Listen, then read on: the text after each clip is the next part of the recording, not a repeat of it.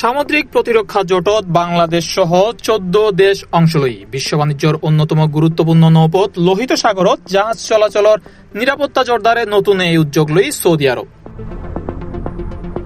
জোটর মূল উদ্দেশ্য লোহিত সাগর ও আশপাশর কৌশলগত জলসীমায় বাণিজ্যিক জাহাজের নিরাপত্তা নিশ্চিতকরণ, জলদস্যুতা ও সশস্ত্র হামলার ঝুঁকি মোকাবেলা এবং আন্তর্জাতিক বাণিজ্য প্রবাহ স্বাভাবিক রাখা।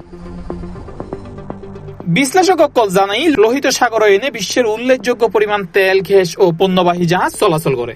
এই হারণে এই অঞ্চলত যে কোনো নিরাপত্তা সংকট বিশ্ব অর্থনীতি ও সরবরাহ ব্যবস্থার উদ্দি সরাসরি প্রভাব ফেলিতে পারে।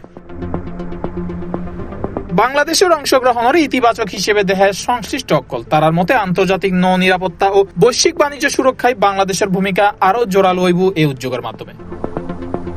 জোটভুক্ত দেশে কিন্তু পারস্পরিক তথ্য বিনিময়, যৌথ সমন্বয় এবং প্রয়োজনীয় নিরাপত্তা সহযোগিতার মাধ্যমে লোহিত সাগরত নিরাপদ নৌ পরিবহন নিশ্চিত করিবার প্রত্যয় ব্যক্ত করই। সৌদি আরবের নেতৃত্বে গঠিত নতুন বহুজাতিক সামুদ্রিক প্রতিরক্ষা জোটত বাংলাদেশ যোগ দিবের হারণে কাতার সহ অন্যান্য অংশীদার দেশে গিন এই উদ্যোগের স্বাগত জানাই।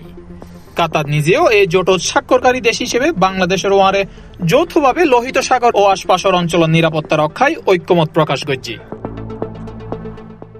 International desk, C+ TV।